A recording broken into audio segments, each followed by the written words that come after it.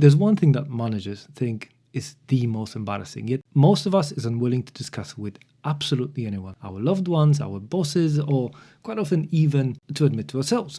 Let's talk about accidental managers and how to change being one into being a professional manager. If that's your first time on the channel, my name is Marcel. I'm a chartered manager with over 20 years of experience, and I too started as an accidental manager. Actually, 80% of us starts this way, but somehow we still consider that for some unexplainable reason it's bad. Now, this video is broken down into 3 sections. We'll go through some definitions, I'll talk about the benefits and costs of being an accidental manager, and we'll go over the conversion strategies. How do we actually move to a higher level, the level that is right for promotion? So who are accidental managers? Well, the simplest way to explain it is to tell you how I became one. I was one of the regular workers with no greater qualification than others, but I showed initiative and I worked hard. Unbeknownst to me, the senior management, they were looking for someone to take over the production department, and my name stood out. So one day I was pulled aside and simply asked whether I'd be interested in a new role. No leadership training, no roadmap, just congratulations, you're now a manager. And overnight, I was in charge of over 100 people. That is accidental manager. Now, if anyone asked me whether I was one back then, I would argue I was not. But here's the thing, this is not rare. It's actually norm. According to the Chartered Management Institute, over 80% of managers in the UK become managers by accident. That means 8 out of 10 people leading teams were never formally trained to do it. So today, I want to unpack this whole concept. What exactly is an accidental manager? Is it a problem? And if it is, how do you move past it? From my experience, being an accidental manager isn't the issue. Staying one is. So who is an accidental manager? We're talking about someone who steps into management not because they set out to, but because circumstances pulled them there. It might be that you were the most experienced person on the team, or your boss left, or you were the logical replacement. Or maybe someone just said, you're good with people, you should lead the team, which was the case for me. Suddenly you're responsible for hiring, feedback development, plans, maybe even budgets, and you have no idea how to do any of it. You're not bad at your job. In fact, you're probably very good at it. But that's the trap, because organizations often promote based on performance, not leadership potential. Okay, imagine you're a racing driver. You're fearless with ferocious instincts and you win races like nobody else. Top of the game. And suddenly, the main sponsor wants you to become the chief principal, a person responsible for the entire team. Now, that's really removed from the previous job, and your past performance has very little to no bearing on whether you succeed in your new position. In life, your bosses assume that if you're great at sales or engineering or marketing, you'll be great at leading others who do those things. But those are 2 completely different skill sets. Being an expert in your craft doesn't automatically make you an effective manager. And that's where most people start to struggle. Now, here's where it really gets interesting. If 80% of managers start accidental, then being one of them can be inherently bad, right? I know it isn't, and I can even take it further. The problem isn't being an accidental manager, it is staying one. Let me explain. When I first stepped into management, I didn't know what I didn't know. So I was completely unaware of my own gaps. I relied on instincts, past experiences, and a good dose of common sense. And to be honest, at first, that was enough. I handled small issues, maybe run some meetings and delegate tasks, nothing too crazy, and it was enough for the start. And it was probably just enough for you too. But as your team grows or the stakes rise, that lack of training starts to show. You start struggling with feedback conversations. You avoid conflict because you don't know how to handle it. You micromanage, not because you want, but because you don't know how to trust effectively, which was definitely my problem. And before long, you're burnt out. I personally hit that point around my 7th year, 2 years after joining a large company with satellite offices and after being given a large portfolio of products worth millions of pounds. And it's not just you. Your team burns out right next to you. And that's not just a theory. There's data on it. According to CMI research, incompetent management is responsible for nearly, wait for it, 50% of employee turnover. And that's massive. That means if you decide to stay an accidental manager, half of people leaving jobs will leave because of you. So yes, being an accidental manager isn't automatically a problem, but staying one leads to real-world consequences. So why do companies create accidental managers? I mean, most organizations don't train managers before they promote. They tend to train them after, if they train them at all.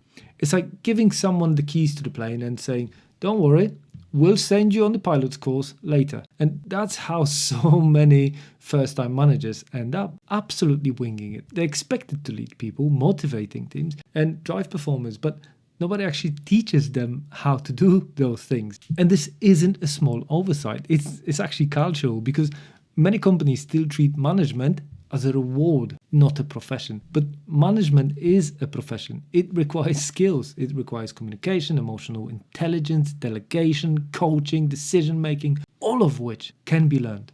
And that's the great news. The issue is most people never get the chance to learn them properly. So they plateau. They become what I would call stuck managers. People who have the title, but no tools. If you're watching this and thinking, yeah, that's me, don't panic. I was there too. It's not an insult to be an accidental manager.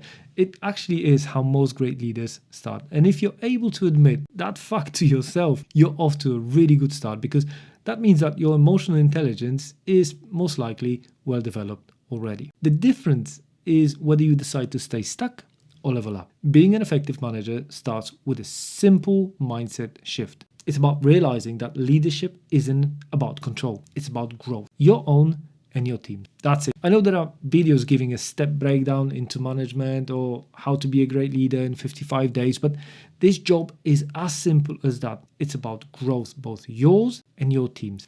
Once you accept that management is a skill to be learned, not an identity that you inherit, your whole game changes. You stop seeing yourself as someone who's supposed to have all the answers and start becoming someone who helps others find them. That was the real turning point for me.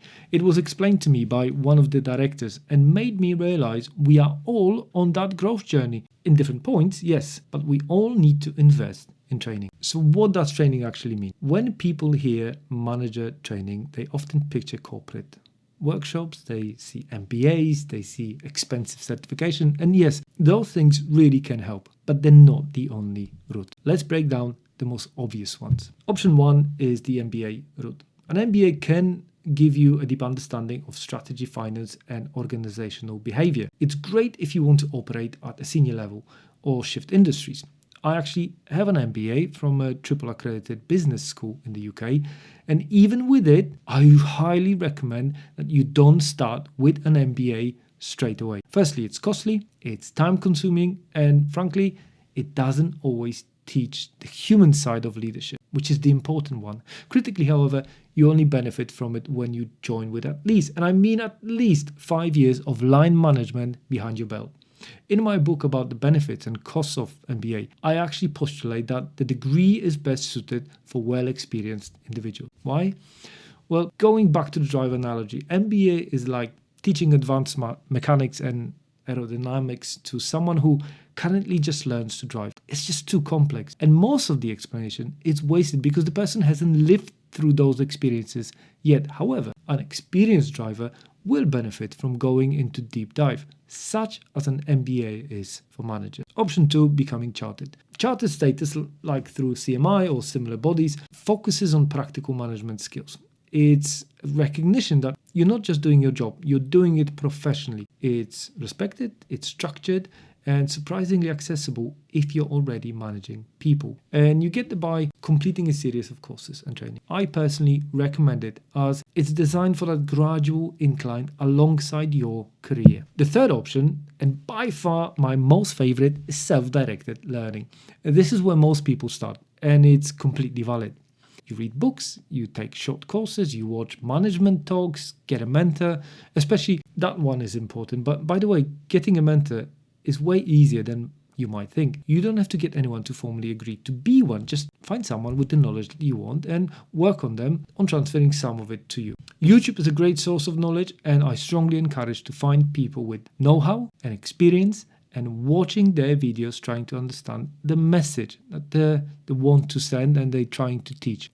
Even reflecting on how you handle situations like conflict or feedback, that's part of your training. The key here for all of them is intentionality. Learning on the job is fine, but learning by design. That's how you turn from accidental manager into a deliberate one. So if you're thinking, okay, I want to grow as a manager, here are a few practical places to start. The advice at the end is absolutely critical to make them work. Number one, get feedback, real feedback. Ask your team how you can support them better. Ask your peers what they can see. It's really uncomfortable, but it's also pure gold. Number two is focus on one skill at a time. Don't try to learn everything at once. Maybe this month, focus on delegation. Next month, it's giving feedback. Small, deliberate steps, they really compound fast. Number three is build a manager network. Talk to other managers in your company or outside of it. Use LinkedIn. You realize most of them face the same challenges that you do. And that's where you learn the unspoken lessons. Number four, reflect weekly. Don't laugh. Once a week, take 10 minutes to ask yourself, what went well? What didn't? What did I learn? And that reflection habit alone can fast track your growth more than any formal course. Number five, find a mentor or coach. Someone a few steps ahead of you who can challenge your blind spots. And that's how you learn the how, not just theory. And critically for all of them, be intentional with those 5 steps. Put some real effort into making them work. Okay, let's put it all together. Here's the thing. The world of work is changing really fast. The flat structures, hybrid teams, cross-functional collaborations, all of it makes leadership way more complex than it was 20 years ago. Managers today aren't just task supervisors, they're the culture shapers, they're the problem solvers and people developers. So the skills that you build now, empathy, communication, and self-awareness, those will benefit you and define your career in the long term.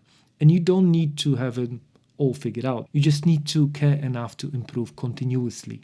And if you do, you're already way ahead of the curve because remember, most people never make that shift. They really stay accidental for a very long time. They lead reactively and they never reach the full potential or help others to reach theirs. You don't need a fancy title, you don't need a degree or permission to get better. You just need to start learning intentionally. So to wrap this up, being an accidental manager is not a failure. It actually is how the majority of leaders begin.